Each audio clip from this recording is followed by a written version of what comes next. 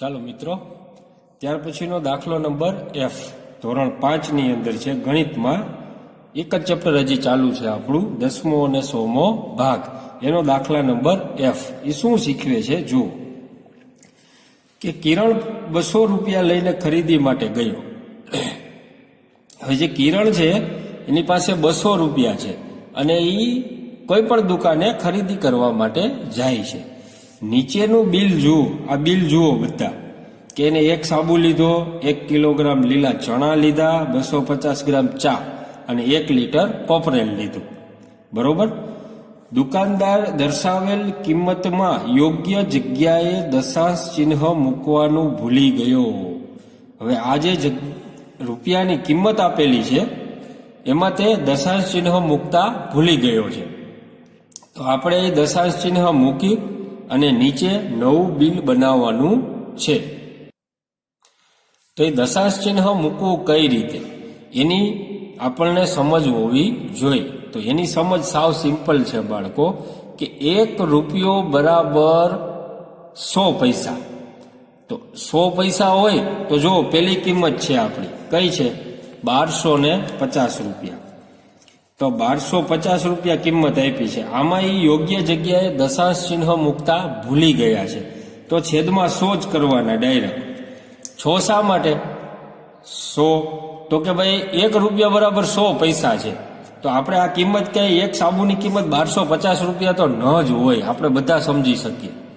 એમ નમ આપણને ખબર પડે કે 1 સાબુની કિંમત 1250 રૂપિયા ન હોય. એવી જ રીતે 1 કિલોગ્રામ લીલા ચણાની કિંમત 5025 રૂપિયા ન જ હોય. 250 ગ્રામ ચા ની કિંમત 2725 રૂપિયા ન જ હોય. અને 1 લીટર કોપરેલની કિંમત 6000 રૂપિયા ન હોય. જો 1 લીટર કોપરેલની કિંમત 6000 રૂપિયા હોય તો 15 લીટરનો એક તેલનો ડબ્બો આવે, એટલે કોપરેલનો ડબ્બો આવે. તો એની કિંમત કેવડી થાય વિચાર કરો, 15 6 90,000 રૂપિયા થઈ. તો એ શક્ય નથી. એટલે આપણે આમાં યોગ્ય દશાંશ ચિહ્ન મૂકવાના છે. તો બધાની રકમની છેદમાં 100. છેદમાં 100 હોય તો દશાંશ સ્વરૂપે લખો, દશાંશ ચિહ્ન સ્વરૂપે લખો તો છેદમાં 2 0, તો 2 આંકડા પેલા પોઈન્ટ, એટલે હકીકતમાં કેટલા થયા 1250.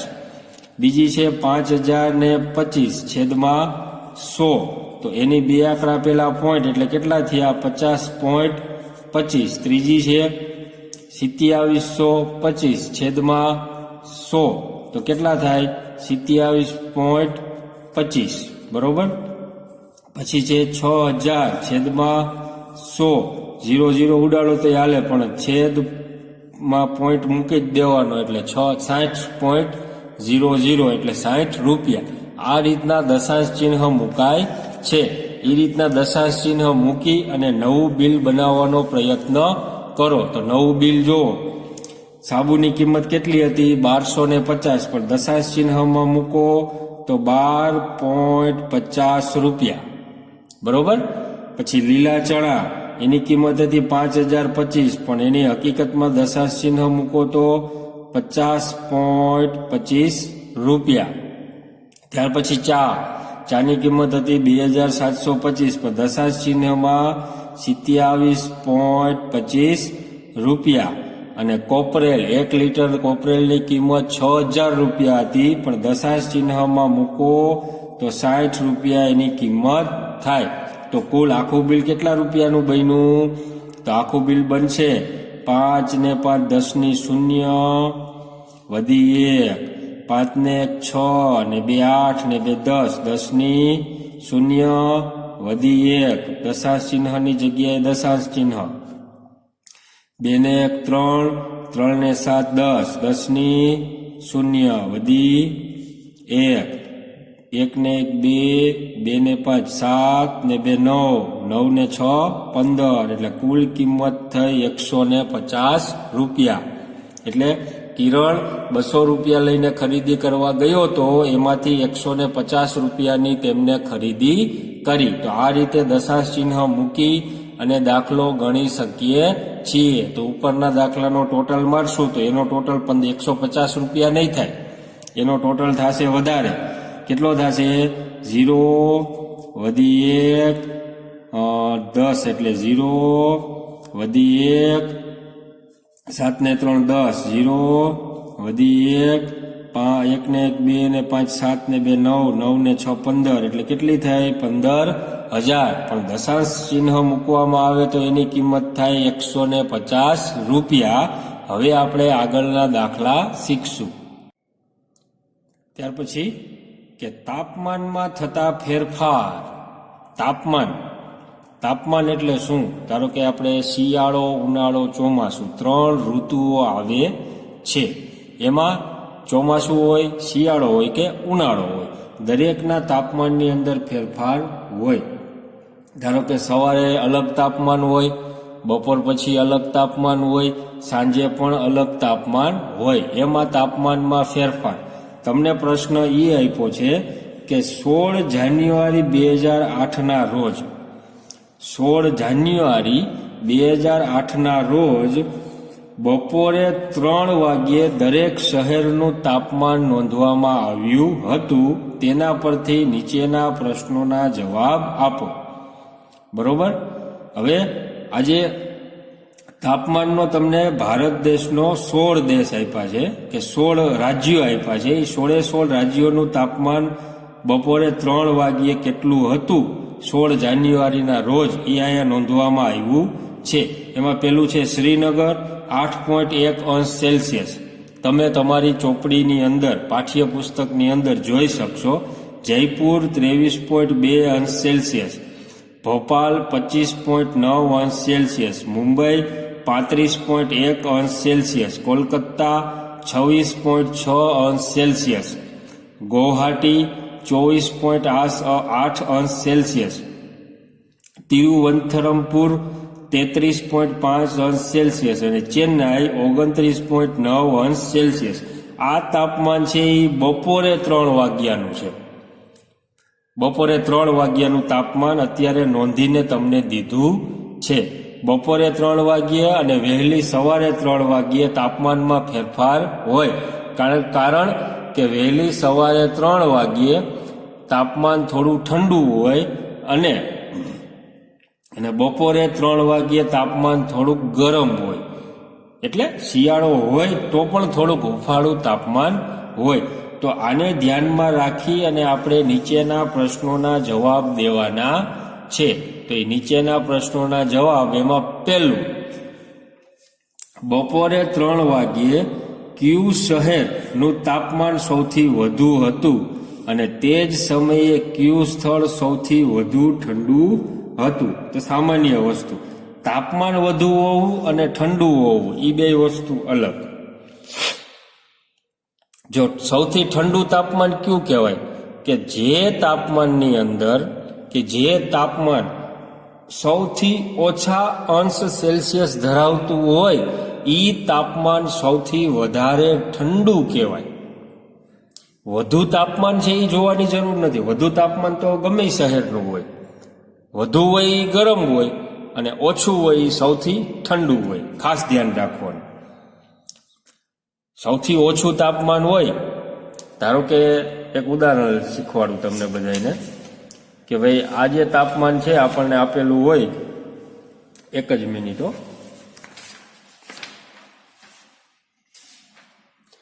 જો સામાન્ય ઉદાહરણ કે આજે તમે નકશો જોશો, તમારી અંદર ભારતનો નકશો આપેલા છે, એમાં સૌથી વધુ તાપમાન કોનું હતું?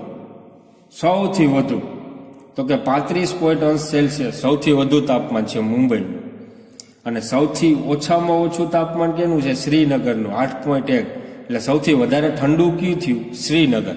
કારણ કે જેમ તાપમાન ઓછું એમ ઠંડક વધારે અને જેમ તાપમાન વધારે એમ ગરમી વધારે. તમારે યાદ રાખવાનું. એટલે આ પ્રશ્ન છે એનો જવાબ લખીએ. બપોરે 3 વાગ્યે કયું શહેરનું તાપમાન સૌથી વધુ હતું? તો એ લખો જવાબ કે બપોરે 3 વાગ્યે મુંબઈનું તાપમાન સૌથી વધુ 35.1 અંશ સેલ્સિયસ હતું. કેટલું 35.1 અંશ સેલ્સિયસ હતું અને શ્રીનગરનું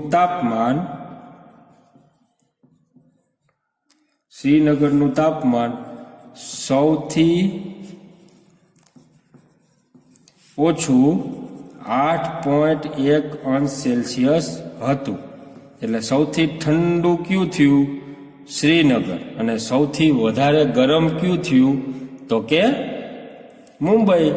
મેં તમને હમણાં જ કીધું કે મુંબઈ એટલે સૌથી વધારે તાપમાન છે. સૌથી વધારે તાપમાન હોય ને એ હંમેશા ગરમ હોય ને સૌથી ઓછું જે તાપમાન હોય ને અંશ સેલ્સિયસમાં એ સૌથી ઠંડુ હોય. એટલે શ્રીનગર સૌથી ઠંડુ અને મુંબઈનું તાપમાન વધુ છે એટલે ગરમ.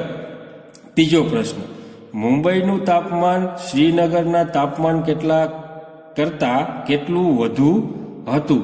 તો કે ભાઈ પેલા લખો મુંબઈનું તાપમાન.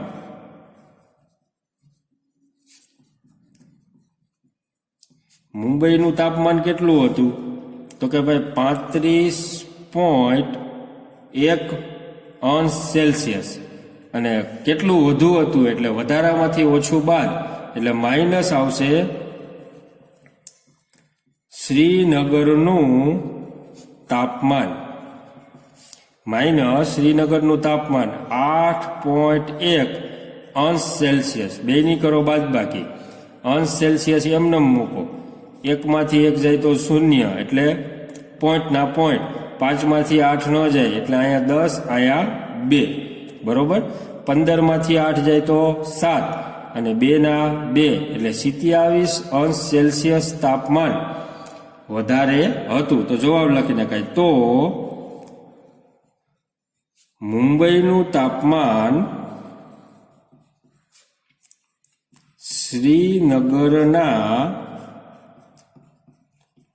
તાપમાન કરતા 27 અંશ સેલ્સિયસ વધુ હતું. આ રીતનો દાખલો ગણી શકાય. ત્યાર પછીનો દાખલા છે, 2 દાખલા ત્યાર પછી આપણને આપેલા છે. જુઓ બધાય રકમ જુઓ કે ભાઈ તિરુવનંતપુરમમાં તાપમાન 40 અંશ સેલ્સિયસ સુધી પહોંચે તે માટે તાપમાનમાં કેટલા ડિગ્રીનો વધારો કરવો પડે? હવે જુઓ, પહેલા તો જુઓ કે તિરુવનંતપુરમનું તાપમાન કેટલું છે. બધાને પહેલા એ જોવું જોઈએ ને. તમારી બુકમાં જુઓ અને તિરુવનંતપુરમ શહેરનું તાપમાન કેટલું છે તે ચકાસો. તો કે ભાઈ સૌ પ્રથમ તો તિરુવનંતપુરમનું તાપમાન કેટલું હતું? બધા જુઓ, તિરુવનંતપુરમ 33.5 અંશ સેલ્સિયસ. બરોબર. તો પેલા મુખ્ય એ તમારે લખવું પડે કે તિરુવનંતપુરમનું તાપમાન 33.5 અંશ સેલ્સિયસ છે. તો હવે એને તમારે 40 અંશ સેલ્સિયસ સુધી પહોંચાડવાનું છે. કેટલા? 40 અંશ સેલ્સિયસ સુધી પહોંચાડવાનું હોય તો કેટલા તાપમાનમાં વધારો કરવો પડે? એટલે સાવ સિમ્પલ દાખલો બાળકો કે ભાઈ 40 અંશ સેલ્સિયસ માઇનસ 33.5 અંશ સેલ્સિયસ બરાબર શું થાય? તો અહીંયા છેદમાં બાદબાકી કરી લ્યો. 40 અંશ સેલ્સિયસ માઇનસ 33.5 અંશ સેલ્સિયસ. બરોબર. અહીંયા કાંઈ નથી તો પોઈન્ટ પછી 0 કરી શકાય એટલે બાદબાકી કરવામાં સરળતા રહીએ. અહીંયા 10, અહીંયા 9 ને અહીંયા 3. 3માંથી 3 જાય તો 0, 9માંથી 3 જાય તો 6, 10માંથી 5 જાય તો 5. એટલે કેટલા તાપમાનનો વધારો કરવો પડે? 6.5 અંશ સેલ્સિયસ. તો અહીંયા જવાબ લખો 6.5 અંશ સેલ્સિયસ અને છેલ્લે જવાબ પણ લખી નખાય. તો કે ભાઈ તિરુવનંતપુરમનું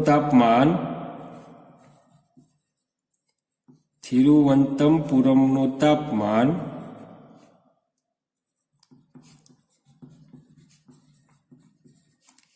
40 અંશ સેલ્સિયસ સુધી પહોંચે તે માટે તાપમાનમાં 6 6.5 અંશ સેલ્સિયસનો વધારો જરૂરી છે. આ સિમ્પલ દાખલા હોય, પણ પોઈન્ટવાળા આવે ને એટલે સરવાળા બાદબાકી કરવામાં ખાસ ધ્યાન રાખવું પડે. બરોબર. ત્યાર પછી ચેન્નઈ કરતા કોલકાતાનું તાપમાન કેટલું ઓછું છે? ચેન્નઈ કરતા કોલકાતાનું તાપમાન કેટલું ઓછું છે? તો એના માટે સામાન્ય બાદબાકી છે કે કોલકાતાનું વધારે છે એ તો ખબર પડી જ ગઈ, એટલે ચેન્નઈનું વધારે છે એ તો ખબર પડી જ ગઈ. તો પહેલા લખો ચેન્નઈનું તાપમાન. ચેન્નઈનું તાપમાન તમારી બુકમાં જુઓ કે ચેન્નઈનું તાપમાન કેટલું છે, તો કે 29.9 અંશ સેલ્સિયસ. બરોબર. આ ચેન્નઈનું તાપમાન માઇનસ કોલકાતાનું તાપમાન.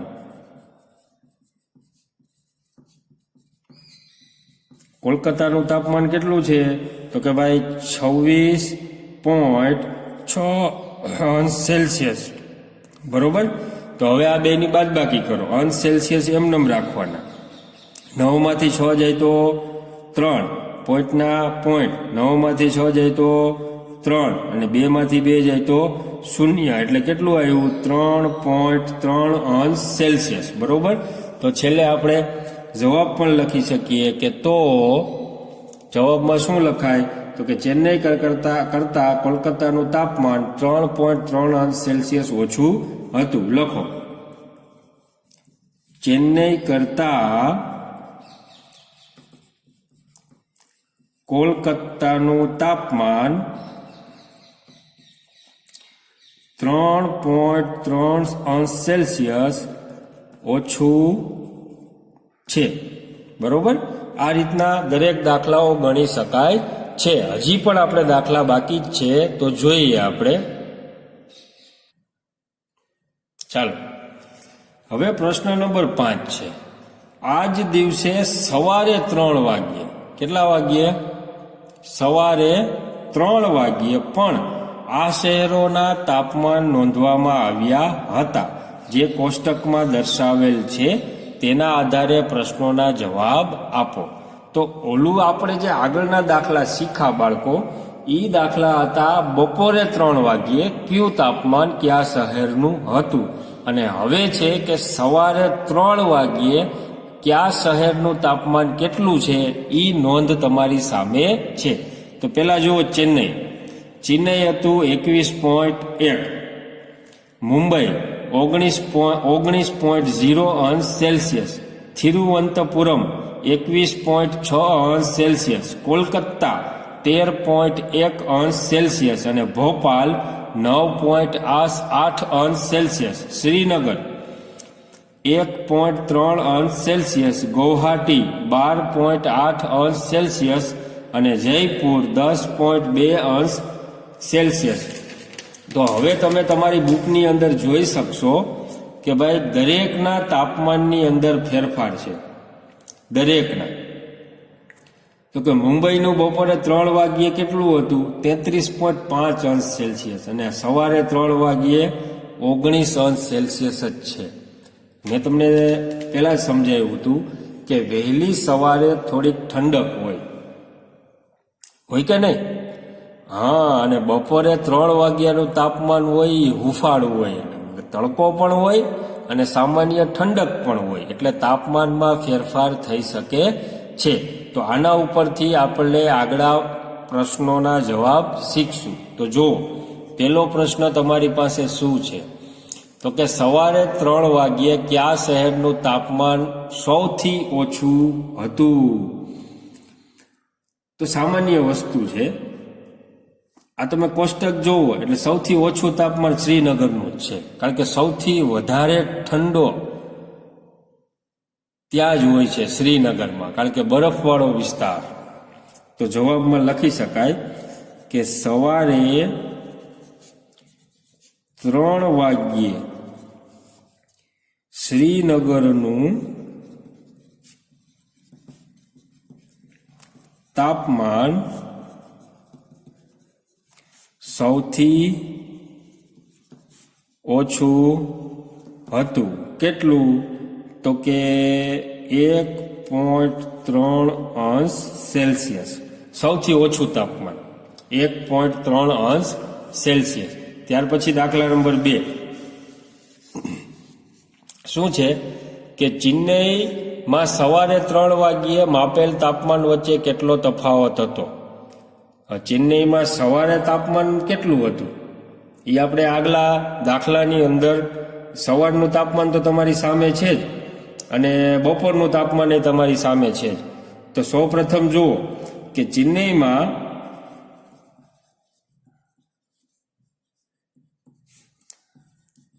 સવારે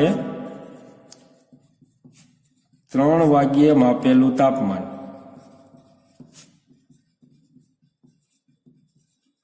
બરાબર સવારે 3 વાગ્યે કેટલું હતું ચેન્નઈમાં 21.1 અંશ સેલ્સિયસ. બરોબર. હવે એ જ ચેન્નઈમાં બપોરે 3 વાગ્યે કયું તાપમાન હતું? ચેન્નઈમાં બપોરે 3 વાગ્યે માપેલું તાપમાન તફાવત શોધવાનો છે. તો ચેન્નઈમાં બપોરે કેટલું હતું? 29.9 અંશ સેલ્સિયસ. તો જો બપોરનું તાપમાન વધારે હતું કારણ કે ત્યારે થોડોક તડકો હોય, ગરમાહટ હોય એટલે, અને વહેલી સવારનું તાપમાન ઠંડકવાળું જ હોય એટલે એ ઓછું હોય. તો બંને વચ્ચેનો તફાવત બરાબર હંમેશા વધારેમાંથી ઓછું બાદ કરવાનું હોય. એટલે 29.9 અંશ સેલ્સિયસ માઇનસ 21.1 અંશ સેલ્સિયસ. કરો બેની બાદબાકી. અંશ સેલ્સિયસ એમનેમ 9 માંથી 1 જાય તો 8, 9 માંથી 1 જાય તો 8, 0 ના 0 એટલે કે 2 માંથી 2 જાય તો 0. એટલે તફાવત કેટલો આવ્યો?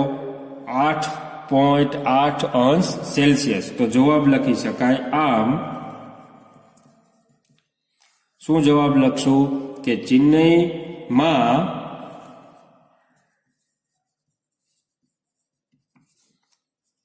સવારે 3 વાગ્યે તથા બપોરે 3 વાગ્યે માપેલ તાપમાન વચ્ચેનો તફાવત 8.8 અંશ સેલ્સિયસ થાય. બરોબર. આ બે વચ્ચેનો તફાવત થયો 8.8 અંશ સેલ્સિયસ. હવે ત્યાર પછીનો દાખલો શું છે કે આવો જ તફાવત ભોપાલમાં કેટલો હશે તે શોધો. આવો જ તફાવત ભોપાલમાં કેટલો હશે તે શોધો. હવે ભોપાલમાં એટલે કે ભોપાલમાં સવારે અને સાંજે એમ બંને, બપોરે 3 વાગ્યે અને સવારે 3 વાગ્યે કયો તાપમાન હોય એ આપણે શોધવાનું છે. તો આવો જ તફાવત ભોપાલમાં શોધીએ તો ભોપાલમાં સવારે 3 વાગ્યે માપેલું તાપમાન, પેલી વસ્તુ એ લખવી પડે કે ભોપાલમાં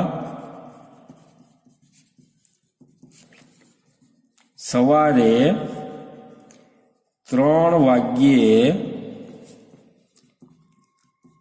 માપેલું તાપમાન બરાબર કેટલું હતું?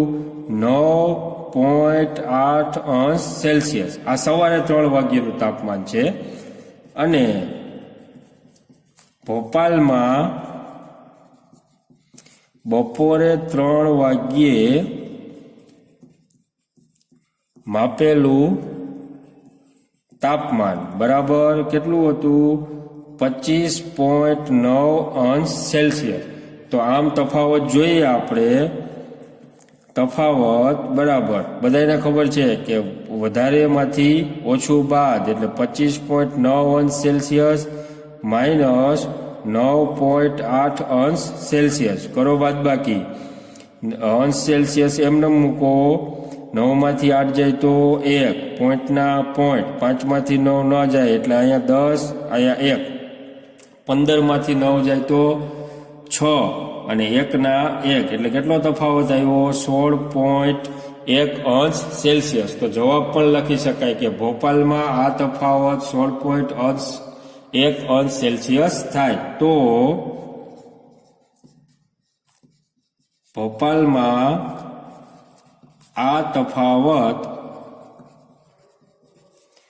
16.1 અંશ સેલ્સિયસ થાય. બરોબર.